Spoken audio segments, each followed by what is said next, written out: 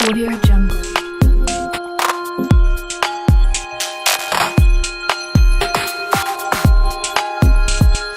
Audio Jungle.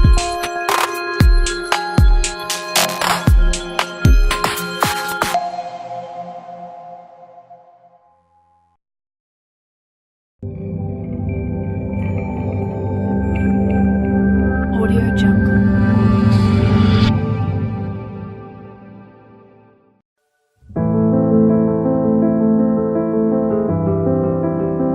Preview.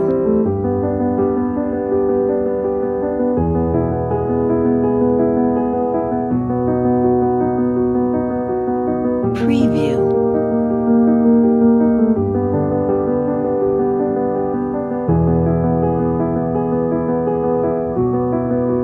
Preview.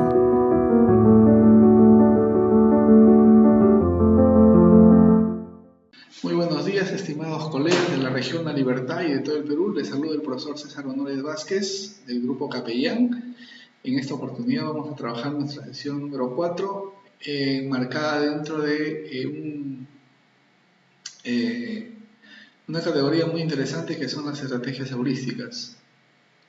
Todos nosotros sabemos que la práctica pedagógica se enmarca en la solución de situaciones problemáticas, y toda situación problemática requiere de una estrategia o un conjunto de estrategias que permita establecer un plan, ¿no?, que nos lleve obviamente a dar solución a la situación.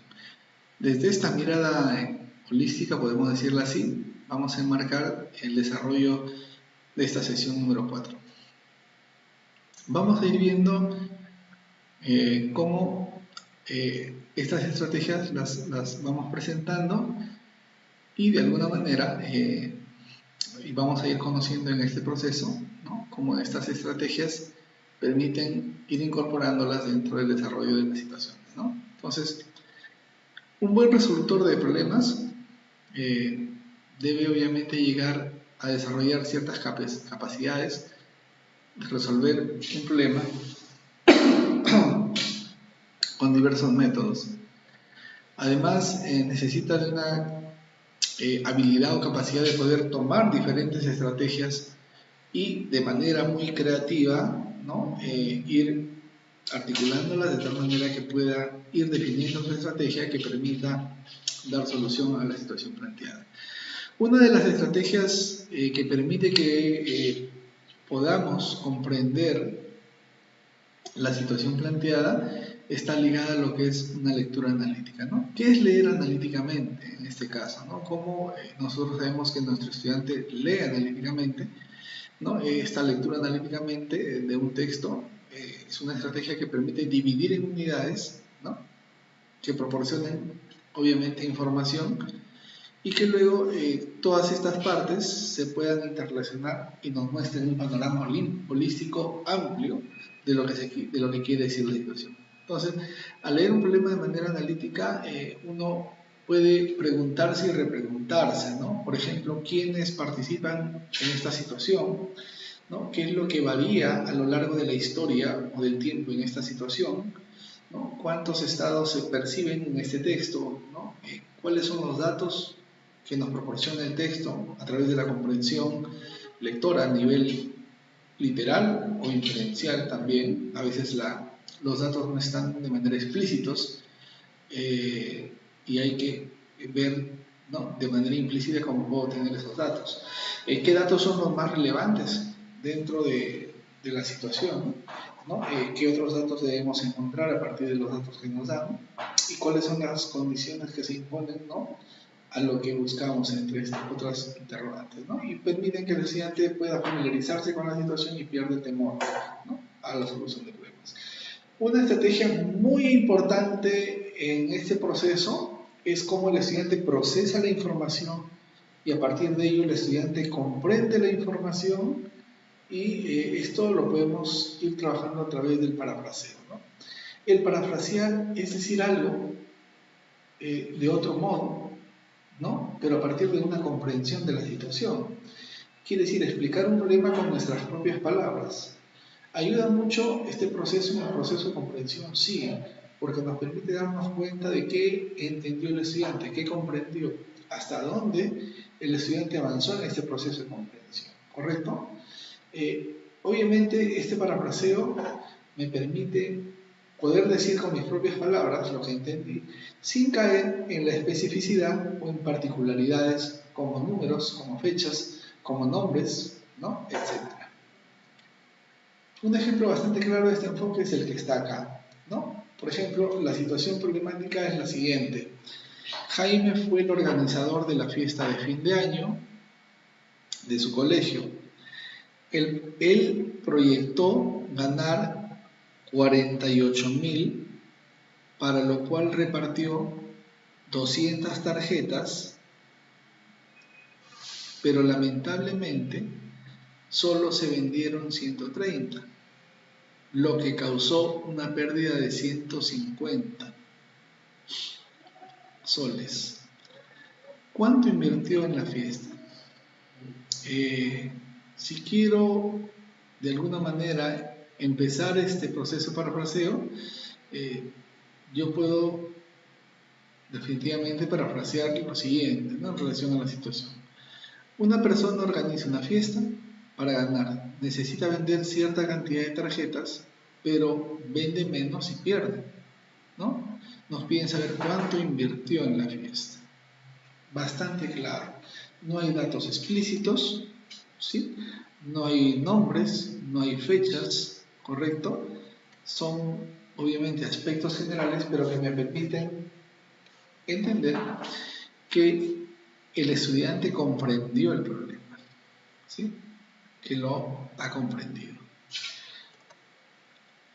Otra de las estrategias muy interesantes, ¿no? Que permiten el trabajo de situaciones problemáticas es la capacidad de representar una situación compleja mediante esquemas, ¿no? Y este proceso es algo que en el camino, en este caso, ¿no? Se va aprendiendo, ¿no? Y que continúa desde los primeros años de escolaridad hacia más adelante, ¿no? Y que obviamente lo validamos en el proceso de construcción de la vida diaria. Hacer e interpretar esquemas son algunas de las capacidades más necesarias de nuestra vida habitual. En diversas situaciones cotidianas que siempre se nos presentan en la vida diaria, se requiere de que utilicemos esta capacidad de esquematizar, de que las situaciones sean esquematizadas y que los procesos obviamente nos permitan entenderlos mejor a partir de estos esquemas. Un esquema debe apuntar a encontrar algo, y ese algo es una estrategia de solución que permita, en este caso, establecer pautas para dar solución a la situación. No podríamos decir que hay una relación directa entre hacer un esquema y dar una solución al problema, pero ayuda mucho, obviamente, para plantear estrategias que permitan llegar a este proceso. Vamos a pasar ya a estrategias de resolución. ¿Qué estrategias de resolución, no? Entonces, las estrategias hemos dicho que son importantes porque nos permiten buscar soluciones, ¿no? Y que en este proceso de búsqueda de soluciones, ¿correcto? Podamos establecer, ¿no? qué estrategias me permiten resolver problemas matemáticos. Una de las primeras estrategias es llamar el diagrama de tiras. Como podemos observar, en la parte baja, ¿no? Podemos tener una tira y una segunda tira más pequeña. Este diagrama de tiras, ¿no? se utiliza mayormente cuando la cantidad que interviene en un problema va a variar en el tiempo o es dividida en partes que se relacionan entre sí. Correcto ejemplo. La tercera parte de las entradas para el estreno de una película se vendieron días antes de la función. Si he vendido la tercera parte, entonces todo lo he dividido en 3 partes iguales. Ahí evocamos la sesión anterior, recuerdan, parte todo. Entonces cada partecita va a ser 1/3. ¿Correcto? Finalmente dice quedaron, ¿no? 48 entradas sin vender. ¿Correcto? 48 entradas sin vender. ¿Cuál era el número total de entradas previas para la función de estreno? ¿no? Entonces, como decimos que la tercera parte de las entradas para el estreno de una película se vendieron antes de la función, lo que me está quedando es 2/3, ¿correcto? Ahora, y 1/3 de ese resto, ¿sí? De ese nuevo resto, 1/3, ya obviamente podríamos decir que 1/3 del resto se vendió el día del estreno. Y finalmente quedaron 48 entradas sin vender, ¿correcto? Entonces, ¿cuál era el número total? Observemos que en un diagrama de tiras yo podría, en este caso, plantear, ¿no?, lo que ocurre en la situación problemática, y a partir de ello podría dar solución a la situación, ¿correcto? Entonces, un diagrama de tiras es muy importante. Hemos dicho cuando la cantidad que interviene en el proceso varía en el tiempo, o es dividida en partes que se van a relacionar entre sí. Tenemos otra estrategia también llamada los diagramas tabulares. Los diagramas tabulares son un conjunto de tablas, ¿no? En este caso, ya, conjunto de tablas, donde puedo establecer valores, brindan información, ¿no?, de dos grupos. También en problemas sobre edades o sobre proporcionalidad, ¿no?, en los que se busca establecer algún patrón o regla de formación. Por ejemplo, nos dice el ejemplo lo siguiente allí: dos amigos tienen lápices, borradores, tajadores en su cartuchera. Dice, hay 8 borradores en total. Mónica tiene el doble de lápices que Felipe, quien tiene 5 tajadores más que lápices. Mónica tiene tantos tajadores como lápices posee Felipe, y Mónica tiene 18 útiles y ningún borrador. ¿Cuántos lapiceros, tajadores y borradores tiene cada uno? Parecería un juego de palabras todo esto, pero si nosotros lo organizamos en un diagrama tabular, nos vamos a dar cuenta que la información planteada ya de manera organizada es más fácil de poder manejar, ¿no? Entonces la tabla o este diagrama tabular nos permite organizar información, ¿no?, de acuerdo a las características que se presentan. Hay otra estrategia bastante importante, ¿no?, que está relacionada a los diagramas analógicos. Se suelen utilizar en problemas geométricos, ¿no?, y obviamente son dibujos que representan la realidad de manera similar, pero esquemática, sin considerar elementos irrelevantes del problema, y mediante esta representación es posible visualizar las relaciones que se dan entre los datos y las incógnitas, ¿no? Un ejemplo bastante claro es el ejemplo que tenemos acá, que nos dice: un hombre de 1.8 metros de estatura camina hacia el edificio a razón de 1,5 metros por segundo. Si hay una lámpara sobre el suelo, ¿no?, a 15 metros del edificio, ¿cuánto mide la sombra del hombre sobre el edificio cuando se encuentra a 9 metros de este? La representación de este diagrama, ¿no?, que es, según Raymond Duval, pasar de una representación literal, ¿no?, a una expresión gráfica, como lo dice él, permite comprender de una manera más holística la situación, pero también a su vez nos permite establecer un diagrama sobre el cual nosotros podamos empezar a plantear otra estrategia, ¿por qué no?, que permita ya relacionar los datos.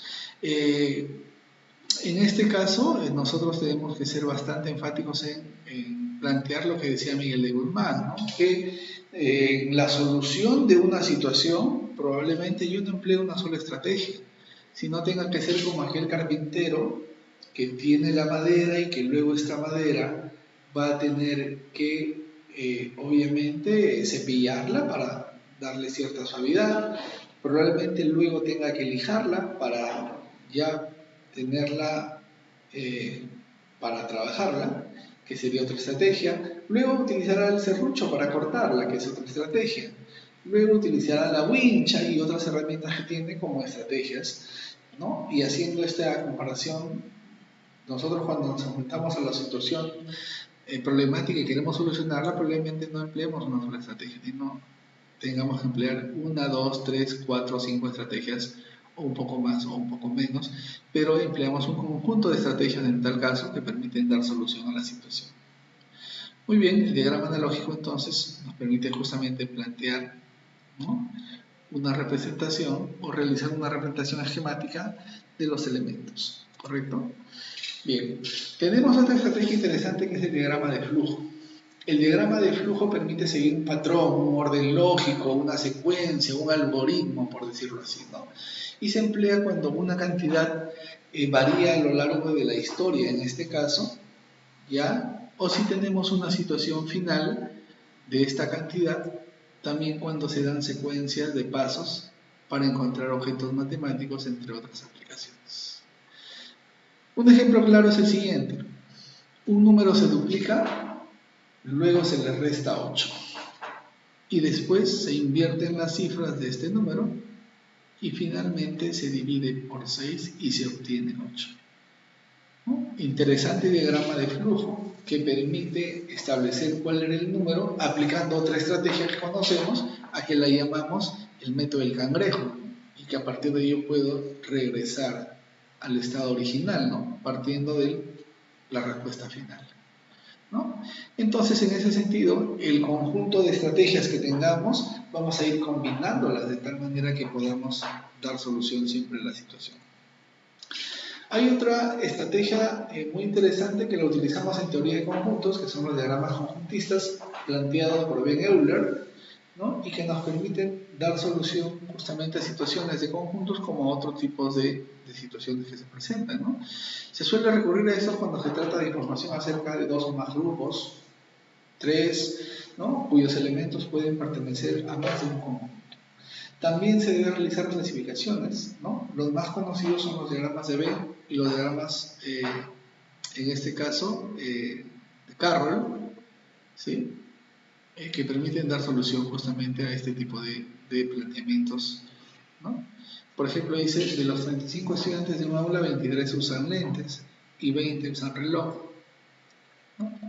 ¿Cuántos usan ambas cosas? Entonces, cuando planteamos ese diagrama podemos ir viendo qué cantidades de alguna manera pertenecen a ambos conjuntos o están dentro del área de intersección, y qué cantidades pertenecen solamente a un conjunto o solamente al otro, ¿no? Y a partir de ello podemos construir ese diagrama bastante interesante en el planteamiento de situaciones problemáticas.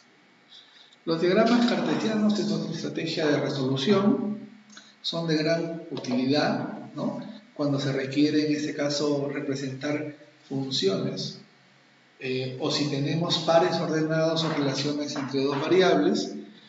Un ejemplo claro es el crecimiento de un grupo de bacterias que se da con el paso de días a manera constante. Al inicio había 3 bacterias y después de 8 días llegaron a 80 bacterias. ¿Cuántos días transcurrirán desde el inicio para que la colonia llegue a 400 bacterias, ¿no? Entonces, este diagrama cartesiano permite establecer que organicemos puntos dentro del gráfico cartesiano y a partir de ello poder proyectar justamente la solución en relación a estos valores. Así como también tenemos los famosos diagramas lineales, cuando de alguna manera se usa esta información acerca de características de un solo grupo, generalmente se emplean para ordenar los elementos del grupo con respecto a cierta característica, ¿no? Por ejemplo, dice, si tanto Roberto como Alfredo están más alegres que Tomás, y mientras que Alberto se encuentra menos alegre que Roberto, pero más alegre que Alfredo, ¿quién está menos alegre, ¿no? Entonces, un diagrama lineal me permite establecer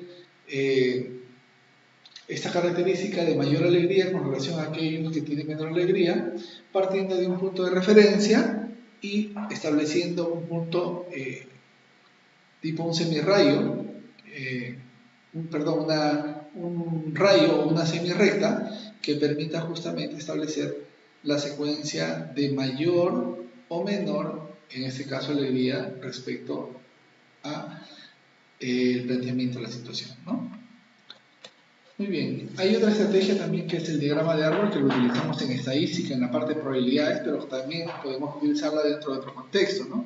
Se suele obviamente utilizar en conteos de casos posibles o hacer listas sistemáticas, en la representación gráfica de los principios de adición y multiplicación.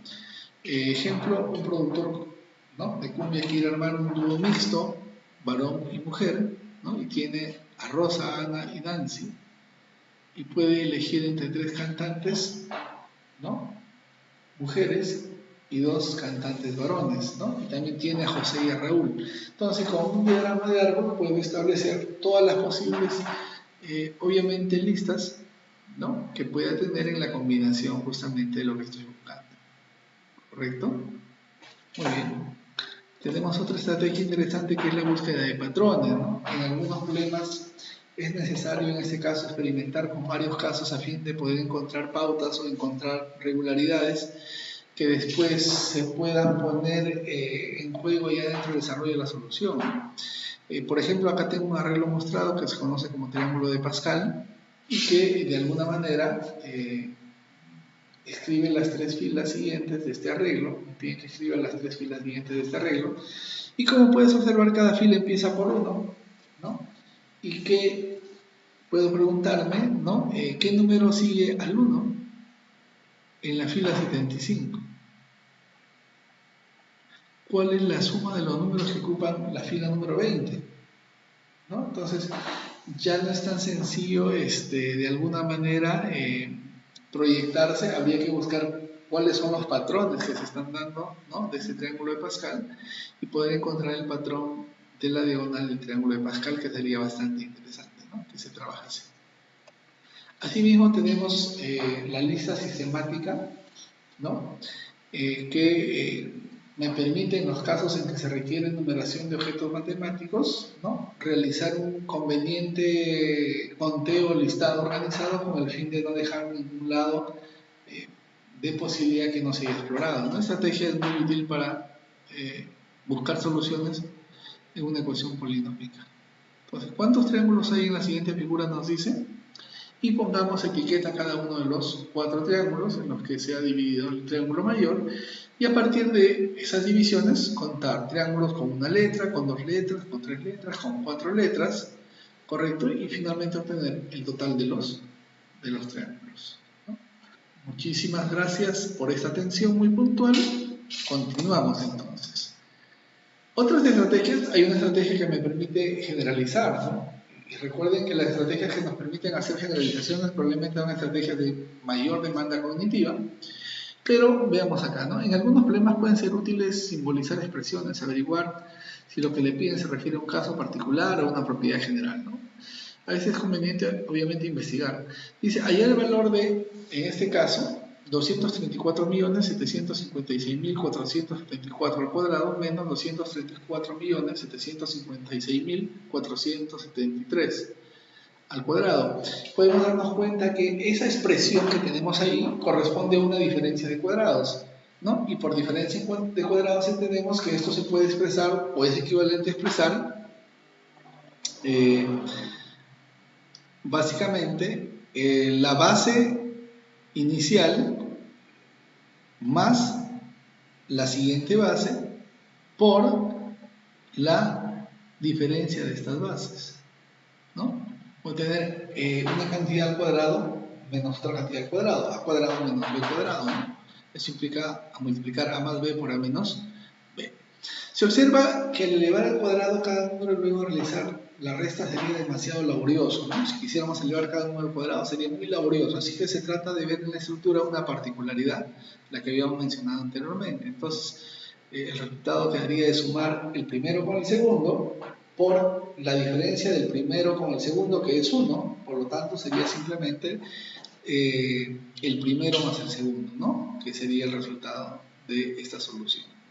Entonces, en la medida en que nos vamos empoderando de estas estrategias y vamos trabajándolas, nos damos cuenta que definitivamente nos permite trabajarla con mayor facilidad y a las situaciones problemáticas.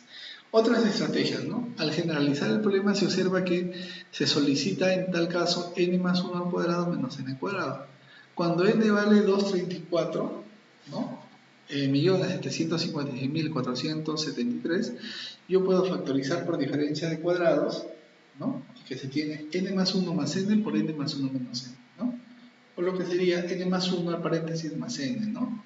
Entonces luego podemos establecer y llegar justamente a la conclusión que mencionaba anteriormente. Hay otra estrategia interesante que es particularizar. Conviene siempre utilizar casos particulares para familiarizarse con el problema, ¿no? De ese modo es posible observar algún método que guíe la solución, ¿no? Por ejemplo, en una tienda de remate se ofrece un descuento del 12%, pero al mismo tiempo debes pagar el impuesto general a las ventas. ¿Qué preferirías que calculases primero? ¿El descuento o el impuesto? A partir de ello podemos ver que nosotros podemos empezar particularizando algunos casos, ¿no? Podemos darle un valor al artículo de 100 soles, que no lo dice el problema, y a partir de ello hacer la simulación primero, ¿no? De que calcular el descuento y luego el impuesto, primero el impuesto, después el descuento. Este proceso nos da mayor claridad y entendimiento que empezar a calcular en el aire sin tener una cantidad a la que aplicarle el porcentaje, ¿no? Pero recordemos también que el porcentaje tiene cierta característica en relación a que depende de la cantidad también a la que se le aplica. Y hay otra estrategia muy interesante como el razona lógicamente, que implica aplicar el razonamiento lógico, ¿no? Y que es muy importante porque permite obviamente comprender una secuencia de cadenas de razonamientos, ¿no? Que se producen en el desarrollo de su solución. Y un ejemplo clásico es el siguiente acertijo, ¿no? José, Jaime, Tito y Rosa son guardianes del museo. Ellos hacen guardia 4 días a la semana. 2 personas solamente hacen guardia cada día, ¿no? Nadie hace 3 días de guardia seguidos. ¿Cuál de los 3 nombres no hace guardia con Rosa? Y veamos que una lista parcial, ¿no? Que muestra los días de la semana, me permite tener una idea más clara y a partir de ello realizar el planteamiento para poder dar solución a la situación. Otra de las estrategias bastante interesantes es empezar por el final. La estrategia de utilizar el pensamiento regresivo, ¿no? Se utiliza mayormente en problemas en los cuales tenemos información de la situación final y también nos permite demostrar desigualdades, ¿no? La combinación de métodos progresivos, en este caso, y regresivos es una potente técnica para demostrar teoremas, ¿no? La utilizamos dentro del razonamiento regresivo y nos evitará tener que trabajar con ecuaciones muy complejas, ¿no? Por ejemplo, el nivel de agua del pozo desciende 3 centímetros por debajo de la mitad cada hora, ¿correcto? Y hasta quedar vacío luego de 4 horas, ¿no? ¿Qué profundidad tenía el agua inicialmente? Entonces, esto de empezar por el final es una estrategia bastante interesante que permite dar solución a situaciones de mayor complejidad, ¿no? El plantear una ecuación también es otra de las estrategias que permite representar simbólicamente, ¿no? La situación y a partir de ella tener, digamos, una estrategia mucho más rápida y dinámica, pero también tendríamos que darnos cuenta que hay que verificar ese planteamiento, ¿no? Porque voy a hacer que muchas de las veces que se plantea la ecuación no se plantea de manera correcta, ¿sí? Bien, hay otras estrategias llamadas submetas, ¿no? Y muchas veces para llegar a la solución de problemas debe resolver problemas más pequeños, ¿no? Es como escalar una montaña a la que se debe llegar a alturas menores para conquistar la cima y de igual manera para resolver problemas, ¿no? Originales, ¿no? Se necesita un problema auxiliar, ¿no? Supongamos, por ejemplo, que la población actual es de 33 millones de habitantes y se sabe que la tasa de crecimiento es de un 5% anual. ¿En cuánto tiempo se duplicaría la población, ¿no? La primera meta es hallar la fórmula que modele el comportamiento poblacional y solo después, ¿no? De formada se igualará a 66 millones, ¿no? Si bien aquí la incógnita es el tiempo, se busca establecer un lugar, relaciones entre el tiempo y el número de habitantes. Hay otras estrategias como el ensayo de error, que es muy importante también trabajarla, ¿no? Y que nos permite o nos da luz de poder realizar un trabajo muy interesante, considerando que este método de ensayo y error o esta estrategia de ensayo y error puede aproximarse cada vez más a la respuesta que yo estoy necesitando. Otra también es poner el problema resuelto. Usando, por ejemplo, regla y compás, puedo construir una tangente de una circunferencia A desde el punto exterior a ella Y cuando ya yo resuelvo ese problema, se supone que debe haber la tangente a una circunferencia trazada desde un punto exterior a ella, ¿no? El punto T de tangente, entonces, ¿qué relación existe entre la tangente y algún elemento? ¿No? Ese teorema nos dice que el radio es perpendicular a la tangente, por lo tanto, si unimos O con T, tendremos que OT es perpendicular a PT, ¿no? Partiendo desde ahí, ¿no? Podemos darnos cuenta que en este caso, ¿no? Vamos a involucrar a ciertos elementos, ¿no? Que son posibles de hacer distintas figuras geométricas para poder dar solución a la situación.